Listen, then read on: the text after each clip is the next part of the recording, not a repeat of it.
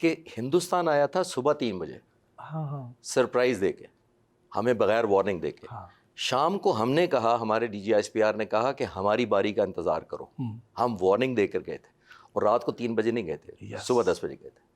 تو یہ اس میں جا کر دشمن کو سرپرائز دے دینا میرا خیال ہے اس سے بھی زیادہ بہادری کا شو کرتی ہے. یہ جو ابھی نندن والا سر جو واقعہ ہوا, اس میں کچھ چیزیں تو ہیں کہ جو سب کو پتہ ہے, آپ ذرا اس کو اپنے انداز میں بتائیں گے تو ذرا پورا واقعہ ریکال ہوئے گا. کہ دیکھیے, ہم ہندوستان سے ایئر فورس سے نومیریکلی ہمیشہ کم تر ہیں اور رہیں گے, کیونکہ ہمارا ڈیزائن ایسا نہیں ہے. ہم نے ریجنل ہیجمنی نہیں کرنی, ہم نے ریجنل ڈومیننس نہیں کرنی, ہم نے اوور پاور نہیں کرنا کسی چھوٹے ملک کو. ہم جس چیز کا ایڈوانٹیج لیتے ہیں, ایک نمبر 1 ہے وہ جذبہ ایمان شہادت کا, نمبر 2 ہے ہمارا ٹریننگ یا کوالٹی آف ٹریننگ جو ہماری الحمدللہ, اور تیسرا اور موسٹ امپورٹنٹ ہے ٹیکنالوجیکل ایڈوانٹیج جو ہمیشہ ہم اپنے پاس رکھتے ہیں. ہندوستان کا میں حیران ہوں, اس وقت بھی انہوں نے MiG-21 جہاز بھیجا, اس وقت تقریباً وہ 70 سال پرانی ٹیکنالوجی ہے. اور اسی مہینے میں جو ستمبر شروع ہوا ہے, ان کے جو آخری 2 اسکواڈرن تھے ہندوستان ایئر فورس میں, وہ گراؤنڈ ہو رہے ہیں, کیونکہ ان کو فلائنگ کافن کہنا شروع ہو گئے تھے ہندوستانی سارے, کیونکہ بیوائیں بناتا تھا وہ, یعنی پائلٹ چلے جاتے تھے اور پیچھے بیوائیں چھوڑ جاتے تھے. تو اب اس جہاز کو بھیجا گیا. دوسری طرف سے ہمارے اسٹیٹ آف دی آرٹ جتنے ہمارے پاس بیسٹ ویپن تھے, JF-17 تھے, F-16 تھے, ہمارے ایئر بورن ارلی وارننگ اور جیمرز بھی پیچھے تھے. یعنی کہ کہنا میں یہ چاہ رہا ہوں کہ ہم اس وقت بھی ایک انٹیگریٹڈ فورس کی طرح گئے تھے, کیونکہ ہمیں پتا تھا کہ ہم وارننگ دے چکے ہیں ہندوستان کو, بتا کر جا رہے ہیں, دن دہاڑے جا رہے ہیں, تو ہمیں ریزسٹنس ملے گی. ہم نے کمپلیٹ ایک ایئر سپریورٹی کی سچویشن اپنے حق میں کرنی تھی, تب جا پاتے تھے. اور ہم نے وہاں پہ جا کے ان کا بریگیڈ ہیڈ کوارٹر ہم نے لاک کیا, ان کے کوئی انڈین چیف آئے ہوئے تھے اس دن, ان کے بریگیڈ کمانڈر آئے ہوئے تھے. اور یہ دیکھیے کہ ہم نے اس سے پہلے مراجز جو جہاز ہم نے بھیجے تھے, تقریباً 6 اسٹرائک کی ڈیپ ان سائڈ جا کر. میں بھی اس جہاز کو اڑا چکا ہوں, تقریباً 1000 میرے بھی اس پر گھنٹے ہیں. تو وہ زبردست جہاز ہے اسٹرائک کے لیے.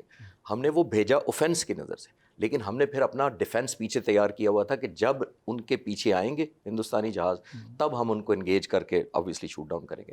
پہلے جب, اور آپ نے دیکھا ہوگا اس زمانے میں ہمارے ڈپٹی چیف آف آپریشنز نے وہ ویڈیو بھی ریلیز کر دی تھی کہ ہم نے مارنا یہاں تھا, نشانے پر بھی تھا, لیکن بام ہم نے آف سائڈ کر کے پھینکا. وہ دیکھا ہوگا آپ نے. وہ میسج دینا تھا کہ ہماری کیپیبلٹی کو انڈر ایسٹیمیٹ مت کرو. لیکن اسی مشن میں شاید یہ ابھی نندن کا جو واقعہ تھا, یہ اس کو میں قصور اور اس طرح کم گنتا ہوں کہ وہ ٹریپ اس طرح کیا گیا تھا, اس کو اس طرح کیا گیا تھا کہ ہمارے سارے جہاز اس پہ عمل کر رہے تھے. اس کی سچویشنل اویئرنیس ڈی گریڈ کر دی تھی. سچویشنل اویئرنیس یہ ہوتی ہے کہ جو میری سمجھنے بوجھنے یا فیصلہ کرنے کا جو انوائرمنٹ ہے, اس کو آپ ڈی گریڈ کر دیں, میرا کانفیڈنس شیٹر کر دیں, میری کمیونیکیشن ختم کر دیں, مجھے کمیونیکیشن غلط آنا شروع ہو جائے یا ڈیلیڈ آنا شروع ہو جائے, تو وہ میری ایک جس کو کہتے ہیں نا گھبراہٹ کا شکار کرنا, اسی کانفیڈنس میں وہ آ گیا شاید کہ میں F-16 کو ماروں گا, کیونکہ جاؤں گا تو اسی میں وہ ٹریپ ہو گیا تھا. اور یہ ایک چیز جو آپ کے ویورز کو شاید پہلی دفعہ میں بتانے لگا ہوں, وہ یہ کہ آج تک ابھی نندن نے خود کلیم نہیں کیا کہ میں نے F-16 مارا تھا. انڈین ایئر فورس اس کو میڈل بھی دے چکی ہے. میں جتنا فالو کیا ہے ہندوستان کا, اس نے خود نہیں مارا. میں اس کی رسپیکٹ کرتا ہوں اس سینس میں کہ اس نے خود آج تک کلیم نہیں کیا. ہندوستان ایئر فورس نے بہت زیادہ شور مچایا کہ ہم نے F-16 مارا ہے, لیکن میں کہتا ہوں کہ اس کا اپنا ویڈیو انٹرویو کبھی ابھی نندن کا بھی ریلیز کریں کہ میں نے مارا ہے. وہ خود نہیں کبھی کلیم کرتا اور نہ مارا ہے ظاہر. اور وہ تو ظاہر ہے بڑے گنے چنے جہاز ہوتے ہیں. آج تک کہیں پہ انٹرنیشنل میڈیا نے یا امریکہ نے, دوسرے اور ممالک نے کبھی یہ بات ہی نہیں کی. دوسری بات بیٹی صاحب ذہن میں رکھیے گا کہ ہم نے گنوا دیے تھے جہاز جنگ کے فوراً بعد, اور میں آپ کو 4 ٹیل نمبر دے دیتا ہوں رافیل کے جو ہم نے مارے ہیں. وہ ہندوستان چاڑوں کو اکٹھا اڑتا دکھا دے, اس کی ابھی بات تو نہیں کر رہے, لیکن میں کہہ رہا ہوں وہ گنوانے کی ان میں ہمت ابھی بھی نہیں ہوئی کہ ہمیں ان 4 جہازوں کو دکھا دے جو ہم کلیم کر رہے ہیں ود ٹیل نمبر کہ یہ جہاز ہم نے مارے ہیں. تو ساری دنیا کے سامنے کھل کے جلدی آ جاتا ہے. ابھی جب ہم 71 کا بھی ذکر کر رہے ہیں, 65 کا بھی کر رہے ہیں, 1959 کا بھی, بیچ میں ایک موقع ایسا آیا تھا جس وقت ہم ایٹمی دھماکے کرنے جا رہے تھے. اس وقت بھی انڈیا جارحیت کے موڈ میں تھا. اسرائیلی جہازوں کے بارے میں اطلاعات آ رہی تھیں کہ وہ آئے ہوئے ہیں اور وہ شاید یہاں پہ اٹیک کریں گے اور ہمیں ایٹمی دھماکہ کرنے نہیں دیں گے اور ایٹمی تنصیبات کو تباہ کریں گے. اس طرح کے عزائم تھے. اس دن کی کیا یادیں ہیں, اس دن کیا ہوا تھا؟ اس زمانے میں یہ تھا کہ ہمیں حکم دیا گیا کہ آپ راولپنڈی پہنچیں. اس زمانے میں فائٹر جہاز وہاں نہیں ہوتے تھے، ٹرانسپورٹ اور دوسرے جہاز ہوتے تھے، تو ہم نے پوچھا کہ کیوں، تو پتہ لگا کہ ہم نیوکلیر بام بنا رہے ہیں، ہماری ایک نیوکلیر لیبارٹری ہے وہاں پر جس کو پروٹیکٹ کرنا ہے. اور پشاور اور کامرا سے کیوں نہیں ہو سکتی تھی؟ کیونکہ وارننگ بہت تھوڑی تھی کہ اگر کشمیر ویلی سے اگر دشمن آتا تو وہ 2 یا 3 منٹ میں حملہ آور ہو سکتا تھا نیوکلیر پلانٹ پر. اس لیے ہمیں پنڈی سے وہ ڈیوٹی کرنی پڑی.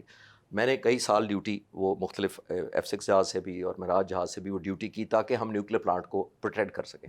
میں سوال کی بیک گراؤنڈ میں کیوں گیا ہوں، اس وقت بھی جب ہم نے پوچھا بھٹی صاحب کہ کہاں سے اٹیک ہو سکتا ہے تو انہوں نے کہا 2 ملکوں سے. اب آپ جیسے پڑھے لکھے لوگوں کو میں بتاؤں کہ 2 کون سے ملک ہیں تو آپ کو سمجھ آ جائے گی میں کیا کہہ رہا ہوں. اس وقت بھی ہمیں تھریٹ تھا، اور یہ پھر ہسٹری کنٹینیو رہتی ہے جب تک افغان سوویٹ وار شروع ہو گئی، پھر امریکہ نے ہمیں درگزر کیا. حالانکہ ہم نیوکلیر اپنے پرولیفریشن یا پلانٹ کے مینوفیکچرنگ وغیرہ میں ہمارا بچے کام چل رہا تھا. لیکن جو آپ کے ویورز کو شاید آج تک نہ پتا ہو کہ ہم نے F-16 کے پیسے دیے ہوئے تھے. جی جب سوویٹ یونین چلا گیا تو $658 ملین ہمارے امریکہ کو ہم نے پے کیے ہوئے تھے نئے F-16 کے لیے، وہ روک لیے گئے. اس کے بدلے میں ہمیں کہا گیا گندم لے لیں، ٹھیک، ہمیں F-16 بھی روک دیے گئے. یہ JF-17 جس کی بعد میں بات کریں گے یہ بعد میں بنا تھا. اس رات جو آپ پرٹیکولر بات کر رہے ہیں اس بات ہمیں یہ خطرہ تھا کہ کیونکہ ہندوستان نے نیوکلیر اپنا دھماکہ کر دیا ہوا تھا تو خطرہ یہ تھا کہ اب سب کو پتہ ہے کہ اب ہم کریں گے، اور ایکٹیویٹیز بھی سیٹلائٹ سے مانیٹر ہوتی ہیں. تو ہمیں یہ خطرہ تھا کہ امریکہ، اسرائیل یا انڈیا کوئی بھی یا کسی بھی کوریج میں وہ آ کر ہمارے نیوکلیر پلانٹ کو یا ہمارے اس پورے پروسیس کو جو نیوکلیر پلانٹ حملہ ہم نے دھماکہ کرنا ہے اس کو سیبوٹاج کر سکتے ہیں. اس دن پاک فضائی ہوا میں تھی، ہمیں پتہ تھا کہ آج کوئی پاسبلٹی ہے کہ ہمیں ہمارے اس پورے پروسیس کو سیبوٹاج کیا جا سکے.